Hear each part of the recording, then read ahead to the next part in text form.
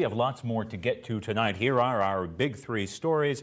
Negotiations seemingly inching closer to a deal to release some or all of the hostages held by Hamas as tensions continue to rise in the Middle East. Yes, for sure. We'll bring you up to speed with that. Plus, the war on fentanyl and what was happening today with President Joe Biden at the White House. And we already talked about it. Presque closed because of weather damage. We have scenes from throughout our area.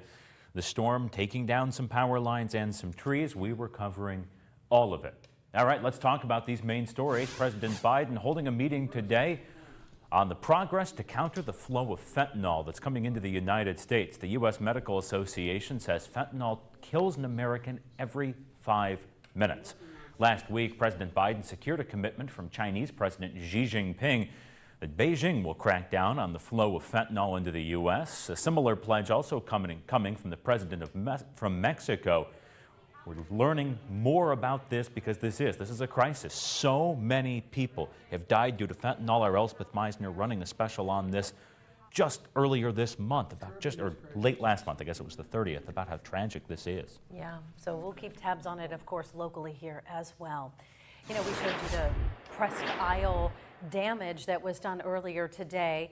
Around the region, we saw really a host of storm damage. Take a look at this. This is out of Jamestown.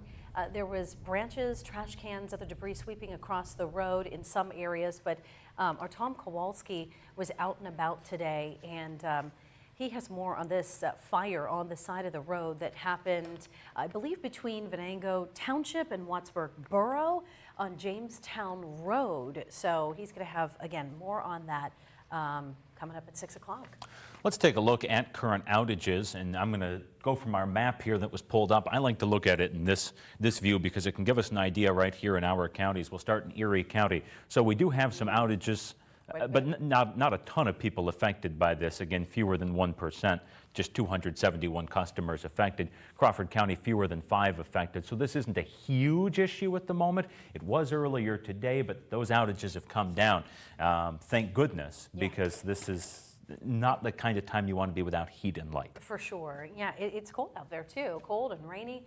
And so, yeah, the crews have been working around the clock to kind of restore that. They have. Hats off to them.